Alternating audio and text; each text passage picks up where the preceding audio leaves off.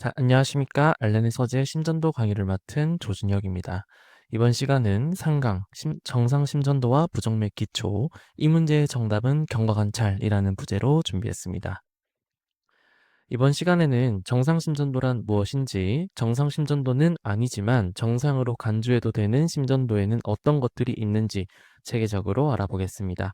강의가 매우 빠르게 진행되니까 이해가 안 된다면 반복해서 들어주시고요. 부가적인 설명은 강의록을 참고해 주시길 바랍니다.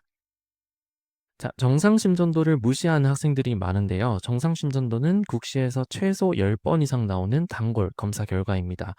순환기 파트에서 정상 심전도가 출제가 된다면 우리가 정상 심전도를 판단할 수 있는지 혹은 심장 자체의 문제가 아님을 판단할 수 있는지를 물어보는 것이고요. 순환기 이외 파트에서 출제된다면 이 문제는 심장 문제를 배제해도 되겠다라는 의미로 출제되는 거예요.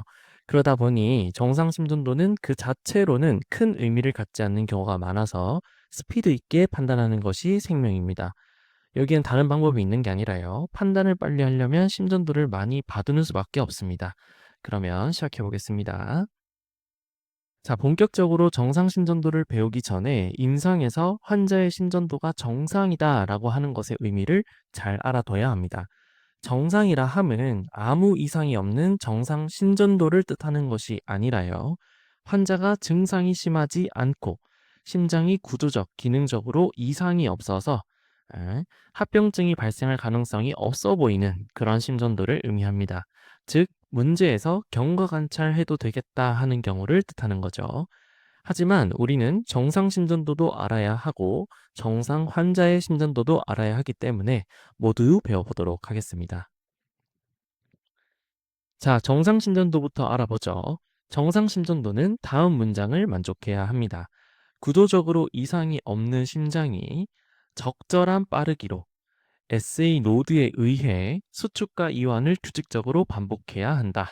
자, 이 문장을 반드시 여러 번 봐두시길 바랍니다. 그러면 조건을 하나하나 따져보도록 하겠습니다. 자, 첫 번째 큰 조건으로 리듬이 정상이어야 합니다. 리듬이 정상이라 함은 SA 노드에서 생성된 전기 신호가 심장을 적절한 빠르기로 조율하는 것을 뜻합니다.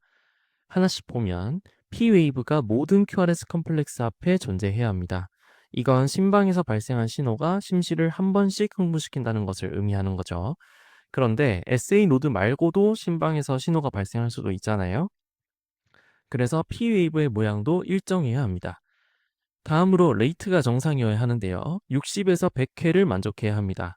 물론 1분 동안 심전도를 찍어서 재면야 되겠죠. 근데 언제 그걸 하고 앉았습니까? 그래서 알랄 인터벌을 이용하는 300의 법칙을 반드시 알아둬야 합니다. 자, 이게 별건 아니고요. 심전도에서 큰 칸 하나가 0.2초였죠. 그러니까 큰 칸 하나마다 R 웨이브가 다 있으면 5 곱하기 60 하면 1분이죠. 1분에 300번을 뛰게 되는 겁니다. 근데 두 칸마다 한 번씩 뛰면 나누기 2를 해서 150, 세 칸마다 한 번씩 뛰면 나누기 3을 해서 100 이런 식으로 계산하는 거죠.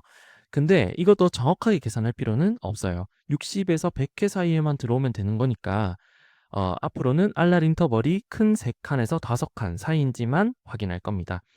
300 나누기 3 하면 100이고 300 나누기 5 하면 60이니까요. 자, 그런데 만약 리듬이 불규칙적이다. 그러면 300의 법칙을 못 씁니다. 규칙적이라는 걸 전제로 깔고 가는 거니까. 그러면 이때는 어쩔 수 없이 심전도 용지 리드2에서 보이는 R 웨이브 개수를 다 세서 곱하기 6을 합니다.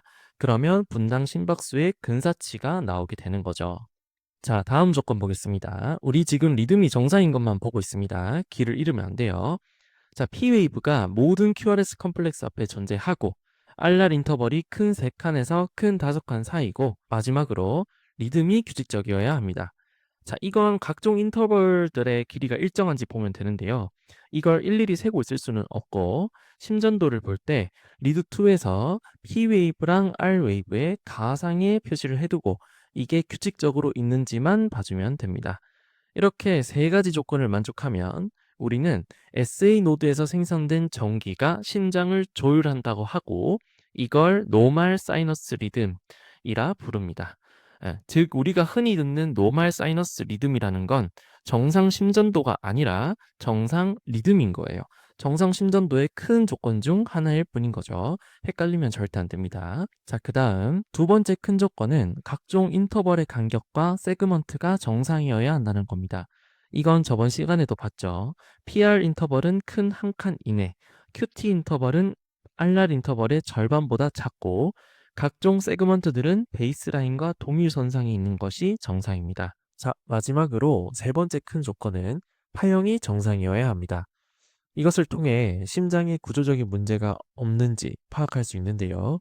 파형의 모양과 길이, 높이가 정상인지 봐야 합니다. 자, 지금까지 본 조건들을 저번 시간에 보여드렸던 표의 표시를 보면 다음과 같이 됩니다. 우선 3R, 레이트, 리듬, 레귤라리티가 모두 정상이면 노멀 사이너스 리듬이라고 할 수 있습니다.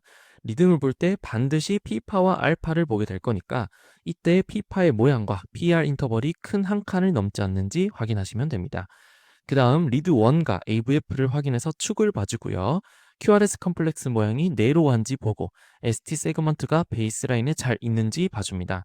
그 다음 T 웨이브 모양이 정상인지 봐주고 마지막으로 QT 인터벌이 RR 인터벌의 절반보다 작은지 봐주면 됩니다. 쉽죠? 네, 지금까지 말씀드린 걸 조금 이따가 기출문제로 적용해 볼 거예요. 자, 다음으로는 비대심전도와 관련된 내용인데요. 구조적인 이상을 말씀드릴 시간이 앞으로 없을 것 같아서 지금 설명드리도록 하겠습니다. 자, 아까 파형이 정상인지를 통해 심장의 구조적인 문제가 없는지 파악할 수 있다고 했잖아요. 지금부터는 구조적인 문제가 있으면 파형이 어떻게 이상해지는지 말씀드릴 겁니다. 자, 심장에는 비대해질 수 있는 구조물이 4개가 있어요. 우심방, 좌심방, 오심실, 좌심실이 있습니다. 우선 심방 비대의 경우에는 피파의 모양과 크기를 통해 확인할 수 있습니다. 피파가 심방의 탈분극을 반영하니까 사실 당연한 얘기죠. 자, 강의록에 리드2와 V1을 중심으로 판단한다고 돼 있는데요. 사실 빠른 시간 내에 V1까지 확인하기는 어렵고 리드2에서 리듬을 확인하는 김에 피파 모양을 보면서 확인하는 게 좋습니다. 자, 우심방 비대부터 보겠습니다. 자, 우심방이 비대해지면 피파에서 우심방 탈분극에 해당하는 부분이 길어집니다. 신근세포 양이 많아지니까 탈분극에 걸리는 시간이 오래 걸리는 거죠. 그러면 좌심방이 탈분극되는 파형과 중첩되는 구간이 많아져서 피파의 모양이 뾰족해지는 것으로 나타나게 됩니다. 이때 좌심방이 탈분극되는 시간은 똑같으니까 전체 피파의 길이는 정상이 되는 거죠. 자, 다음으로 좌심방 비대에서는요. 우심방 파형은 똑같고 좌심방 파형의 길이가 이렇게 길어지게 됩니다. 좌심방 파형은 원래 나중에 나오니까 이번에는 중첩이 많아지진 않고 그냥 길어진 파형이 그대로 보이겠죠. 그래서 낙타등 모양의 피파가 보이게 됩니다. 자, 요 정도만 봐도 문제에서 나오는 전형적인 심전도는 파악하는데 전혀 무리가 없지만 V1 입장에서도 한번 봐보겠습니다. 정상 심장에서 V1은 벡터가 우심방에서는 다가오고 좌심방에서는 멀어지니까 바이페직 피파가 관찰됩니다. 올라갔다가 내려가는 거죠. 근데 우심방 비대가 있으면 세게 다가오니까 앞부분이 올라가고요. 좌심방 비대가 있으면 세게 멀어지니까 뒷부분이 푹 꺼지게 됩니다. 자세한 진단 기준이 있기는 합니다만 깊게 파면 다치니까 이 정도만 알아두면 됩니다. 자, 심방 다음 심실 비대입니다. 심방에서는 피파를 봤죠. 그러면 심실에서는 당연히 QRS 컴플렉스를 봐야 합니다. 비대는 결국 심근의 두께와 관련이 있는 거고 이 두께를 가장 잘 반영하는 것이 흉부리드거든요. 그래서 여기서는 V12와 V56이 핵심적인 역할을 하게 됩니다. 심방 비대에 비해서 심실 비대는 진단 기준이 여러 가지가 있어요. 다들 중요한 조건이거든요. 근데 이걸 다 기억하는 건 불가능에 가깝고 가장 쉽고 빠르게 체크할 수 있는 것만 말씀드리겠습니다. 우선 우심실이 비대해지게 되면 V1 쪽으로 가는 전기 신호가 정상일 때보다 훨씬 많아지게 됩니다. 여기 심장 단면 사진을 보면 이해가 되죠? 그래서 평소에 V1의 QRS 컴플렉스는 위로 올라가는 R은 코딱지만 하고 아래를 향하는 S파는 대빵만한 반면에 우심실 비대가 있으면 위로 올라간 알파 부분이 아래로 내려간 S파 부분보다 커지게 됩니다. 자, 이것만 있어도 우심실 비대를 강력하게 의심할 수 있어요. 자, 1번 알파남이 1번 에스파를 이기면 우심줄 비대다라고 외우면 되겠죠.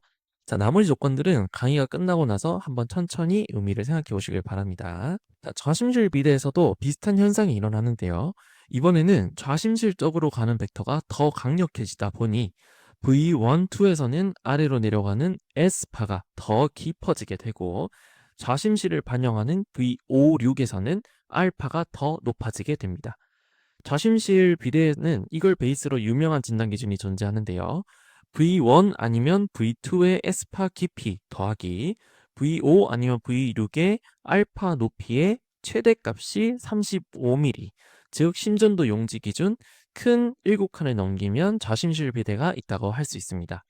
자, 이거는 또 억지로 외워보려고 하면 1번 S파랑 6번 알파남이 합치면 7VH다 라고 외우면 됩니다. 7을 돌리면 L이니까요. 예, 물론 이외에도 여러 진단 기준이 있지만 다 알기는 불가능하니까요. 다른 거는 천천히 읽어보시고 방금 말씀드린 것만 정확하게 알고 계시면 좋을 것 같습니다. 이건 앞에서 말씀드린 걸 정리해 둔 거고요. 예시 한번 보겠습니다.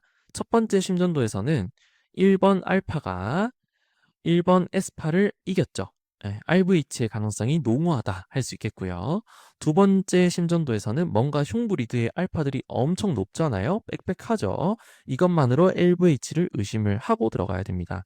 정확하게 판단하기 위해서 1번과 2번에 1번과 2번의 에스파를 보고 5번과 6번의 알파를 합치면 큰 7칸을 훌쩍 넘기니까 LVH가 있다고 할 수 있겠네요. 자, 항상 에스파는 1번을 본다는 것을 기억하고 있으면 암기팁도 잘 안 까먹을 거고 굉장히 부끄러우니까 빨리 지나가도록 하겠습니다. 자, 이렇게 지금까지 정상 심전도와 비대 심전도를 봤고요. 세 번째 주제로 정상 환자의 심전도를 보겠습니다. 사실 여기 나오는 내용들이 뒤에서 볼 내용들과 중복되는 것들이 많아서 지금 깊이 있게 다루지는 않을 거고요.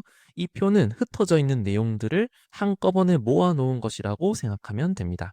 아, 이런 것들이 정상 환자들한테서도 나타날 수 있구나.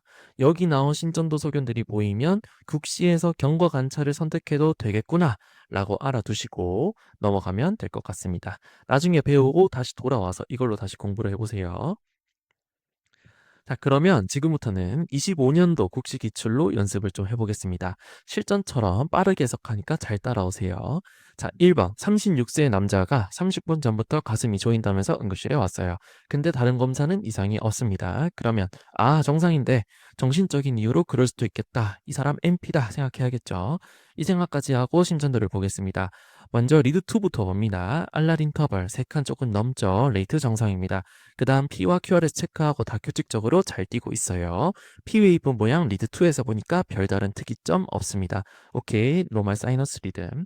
그 다음 리드1 AVF 봅니다. QRS 둘 다 위로 쏟아있죠? 축 정상입니다. QRS 넓어져 있지 않고요. 각종 세그먼트 딱히 위나 아래로 튀지 않았습니다. 베이스라인에 있고요. T웨이브 모양 QRS 방향과 반대로 가 있는 거 없고 특이한 모양 없습니다. QT 인터벌 AVL에서 보면 알랄 인터벌 절반보다 짧네요. 오케이, 리듬 간격 파형 전부 정상, 즉 정상 심전도입니다. 자, 여기서 추가로 설명드릴 게 있는데요. 가끔 가다가 흉브리드의 QRS 방향과 T파 방향이 반대가 아니냐, T웨이브 인버전 아니냐 이렇게 생각하시는 분들이 있어요. 그 자체로만 보면 맞는 말입니다. 근데 탈분극과 재분극의 방향이 반대가 된다는 것에는 변함이 없습니다. 저번 시간에 배운 거예요. 자, 이해를 해보면 흉브리드의 경우에는 주된 탈분극의 방향이 심장의 중심에서 왼쪽 앞쪽을 향하잖아요. 재분극의 방향은 반대니까 재분극은 왼쪽 앞쪽에서 심장 중심을 향하는 방향으로 진행될 겁니다. 이 재분극 벡터는 대부분의 흉브리드 관점에서 멀어지는 벡터이기 때문에 결국 양의 방향으로 T파가 기록되는 겁니다. 저번 시간에 말씀드린 QRS 방향과 T파 방향이 일치한다는 설명은 대부분의 사지유도에서 적용된다는 점 짚고 다음 심전도로 넘어가겠습니다. 자, 다음 문제 보겠습니다. 20세 여자가 1시간 전부터 왼쪽 가슴이 아프다면서 병원에 왔습니다. 순환기 문제인가 싶은데 왼쪽 가슴에서 촉각 진동감과 호흡음이 감소되어 있대요. 얼라리요, 호흡기 문제일 가능성이 높습니다. 이까지 생각하고 심전도 들어가겠습니다. 먼저 리드 2부터 봅니다. 알랏 인터벌 4칸 정도죠. 레이트 정상입니다. 그 다음 P와 QRS 체크하고 다규칙적으로 잘 뛰고 있어요. P 웨이브 모양 리드 2에서 보니까 별다른 특이점 없습니다. 오케이, 노말 사이너스 리듬. 그 다음 리드 1 AVF 봅니다. QRS 둘 다 위로 쏟아있죠? 축 정상입니다. QRS 넓어져 있지 않고요. 각종 세그먼트 딱히 위나 아래로 튀지 않았습니다. 베이스라인이 있고요. T 웨이브 모양 QRS 방향과 반대로 가 있는 거 없고 특이한 모양 없습니다. QT 인터벌 AVL에서 보면 알랄 인터벌 절반보다 짧네요. 오케이, 리듬 간격 파형 전부 정상, 즉 정상 신전도입니다. 다음 문제. 임신 구주인 35세 산모가 혈압이 높게 나왔다며 병원에 왔습니다. 산모가 혈압이 높다고 하니까 심장 문제보다는 전자간증 문제겠다 느낌 오죠. 심장은 별 이상 없겠다 생각하고 들어갑니다. 먼저 리드 2부터 봅니다. 알렛 인터벌 4칸 정도죠. 레이트 정상입니다. 그 다음 P와 QR을 체크하고 다 규칙적으로 잘 뛰고 있어요. P웨이브 모양 리드 2에서 보니까 별다른 특이점 없습니다. 오케이, 노말 사이너스 리듬. 그 다음 리드 1 AVF 봅니다. QRS 둘 다 위로 쏟아있죠? 축 정상입니다.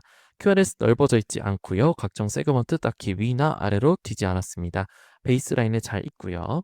T웨이브 모양 QRS 방향과 반대로 가 있는 거 리드 3와 AVL에 있고 AVF에서 유난히 플랫하지만 딱히 환자가 증상이 없어서 무의미합니다. T웨이브 인벌전 관련해서는 다음 시간에 주구장창 나올 건데 리드별로 유의미한 짝들이 있거든요. 그 짝에서 공통으로 나오는 게 아니라면, 그리고 환자가 증상이 없다면 큰 의미 없습니다. 자, QT 인터벌 AVL에서 보면 알랏 인터벌 절반보다 짧네요. 오케이, 리듬 간격 파형 전부 정상, 즉 정상 심전도입니다. 자, 4번은 심각관계상 넘어가겠습니다. 자, 5번 보겠습니다. 34세 여자가 일주 전부터 양쪽 다리가 붓고 숨이 차서 병원에 왔습니다. 나이가 너무 젊다, 그죠? 보통 양쪽 다리가 붓고 숨이 차다고 하면 신부전을 떠올리게 되는데 젊어서 신부전이 오는 건 다른 문제 때문에 2차적으로 왔을 수 있겠다, 그죠? 이까지 생각하고 들어갑니다. 먼저 리드2부터 봅니다. 알랄 인터벌 2칸 정도죠. 레이트 300 나누기 2 해서 150회 정도로 빈맥입니다. 그 다음 P와 QRS 체크하고 다규칙적으로 잘 뛰고 있어요. P웨이브 모양 리드2에서 보니까 별다른 특이점 없습니다. 오케이, 사이너스 타키카디아. 그 다음 리드 1 AVF 봅니다. QRS 둘 다 위로 솟아있죠? 축 정상입니다.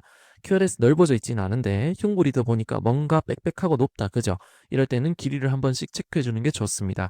아니나 다를까 1번 에스파랑 6번 알파남 더하니까 큰 7칸 간당간당하게 넘기죠. 1VH, 7VH 있습니다. 그 다음 세그먼트를 봐야 하는데 심박수가 하도 빨라서 ST 세그먼트 등 세그먼트가 위나 아래로 튀었는지 확인하기가 쉽지 않습니다. 자, 우리가 세그먼트 중에서 유의 깊게 보는 건 ST 세그먼트인데 이렇게 거의 없다시피 할 때는 QRS 컴플렉스가 끝나는 지점인 J 포인트를 기준으로 확인하면 됩니다. J 포인트 베이스라인에 잘 있습니다. 여기 보시면 J 포인트 베이스라인에 잘 있는 거 볼 수 있고 TAV 모양 QRS 방향과 반대로 가 있는 거 없고 특이한 모양 없습니다. QT 인터벌 AVR에서 보면 알랄 인터벌 절반보다 짧네요. 오케이, 리듬 사이너스 타키 간격 정상 파형 LVH 즉 사이너스 타키카디아 윗 LVH 비정상 심전도입니다. 이 환자는 갑상샘 중독증으로 신부전이 온 환자였어요. 이러면 빈맥이 이해가 되죠. 자, 이렇게 실전 연습까지 해봤고 정상심전도 강의는 마무리되었습니다. 근데 이 다음 시간부터 부정맥들이 나온단 말이죠. 아무리 생각해봐도 지금밖에 기초적인 내용을 다룰 시간이 없어서 잠깐 보고 지나가도록 하겠습니다. 부정맥은 그냥 사이너스 리듬이 아니면 전부 부정맥이라 부릅니다. 부정맥의 기전은 크게 세 가지로 분류를 하는데요. 첫 번째는 비정상적인 자동음입니다. 원래 SA 노드, AV 노드, 히스프루키니아 시스템 등등의 페이스메이커 역할을 할 수 있습니다. 근데 주된 페이스메이커인 SA 노드의 자동능이 항진되거나 원래라면 박동을 만들면 안 되는 세포들이 전기 신호를 생성해내면 그게 비정상적인 자동능이라고 부르는 거예요. 자, SA 노드의 자동능이 항진되는 거면 정상 이내가 그냥 빨리 뛰는 거니까 그나마 나은데요. 심방이나 심실에서 활동 전이가 자발적으로 일어나게 되면 그때는 큰 문제가 생길 수도 있습니다. 두 번째 기전은 가장 중요하고 어려운 회귀입니다. 회기는 페이스메이커에서 발생한 전기 신호가 정상적으로 심장을 한번 쭉 흥분시키고 사라지는 게 아니라 회로에 갇혀서 뱅글뱅글 돌면서 심장을 빠르게 반복적으로 흥분시키는 현상입니다.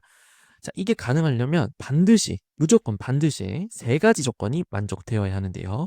암기하셔야 됩니다. 우선 두 개의 전도 경로가 존재하고 A 경로의 일방향 차단, 그 다음 A 경로보다 B 경로의 전도 속도가 느림, 이 세 가지 조건이 만족되어야 합니다. 과정을 살펴보면 평상시에는 빠른 경로로만 신호가 한 방향으로 잘 지나다닙니다. 느린 경로로 신호가 전달되어도 빠른 경로가 이미 한번 휩쓸고 갔기 때문에 모든 세포들이 다 불응기에 빠져 있어가지고 느린 경로 신호는 막혀버려요. 자, 근데 심방이 지멋대로 뛰어다든지 등등의 이유로 빠른 경로가 불응기일 때 전기 신호가 와버린 거예요. 그러면 빠른 경로를 못 가잖아요. 그럼 신호는 느린 경로를 따라서 천천히 내려갑니다. 자, 근데 이 신호가 느린 경로의 끝에 도달할 즈음이면 막혔던 빠른 경로인 A 경로가 불응기에서 빠져나옵니다. 사실 빠른 경로에서 신호가 밑으로만 한번 쭉 갔다 끝나고 쭉 갔다 끝나고 했던 이유는 역방향으로 기어 올라오는 신호가 없었기 때문에 그랬던 건데 역방향으로 신호가 와버린 겁니다. 자, 이렇게 되면 느린 경로를 통과한 신호가 빠른 경로를 따라 역방향으로 올라가 버려요. 자, 이 신호가 빠른 경로의 시작점에 다시 도달하면 느린 경로는 그단세 또 불응기에서 나와버려서 다시 전도 가능한 상태가 됩니다. 이후에는 느린 경로로 신호가 다시 내려가고 어디서 많이 본 상황이다. 그죠? 앞에 있었죠. 다시 내려가고 또 역방향으로 올라가고 이런 회로가 뱅글뱅글 완성되게 됩니다. 그러면 무한반복. SA 노드가 뛰든 말든 지멋대로 계속 뛰는 겁니다. 자, 지금 이해가 안 돼도 나중에 계속 나올 거니까 너무 걱정 마세요.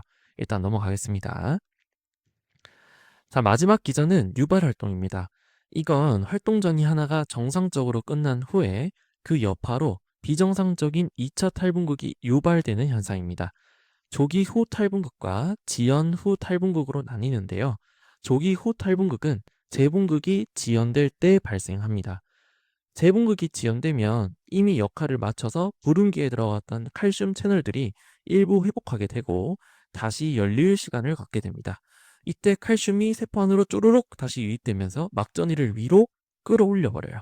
이렇게 되면 비정상적인 활동 전이가 발생할 수 있게 되는 겁니다. 자, 다음으로 지연 후 탈분극은 칼슘 농도랑 관련이 있는데요. 활동 전이가 일어날 때 칼슘 채널을 통해서 칼슘이 들어오잖아요. 이때 세포 안에 칼슘이 너무 많으면 세포질 내로 칼슘이 방출되게 되고요. 세포질 내의 칼슘을 세포 밖으로 빼내기 위해서 나트륨을 안으로 데리고 들어와요. 자, 이 과정에서 세포 내 전압이 상승하게 됩니다. 이게 어느 정도 이상이 되면 비정상적인 활동 정의가 빡 발생하게 되는 거죠. 사실 자세한 기전을 공부하려고 하면 끝도 없기는 한데 이렇게 두 가지가 있고 그래프는 이렇게 된다 정도만 알아두셔도 충분할 것 같습니다. 네, 이제 3강이 정말 끝났습니다. 너무 수고 많으셨고 저는 다음 강의로 찾아뵙겠습니다. 감사합니다.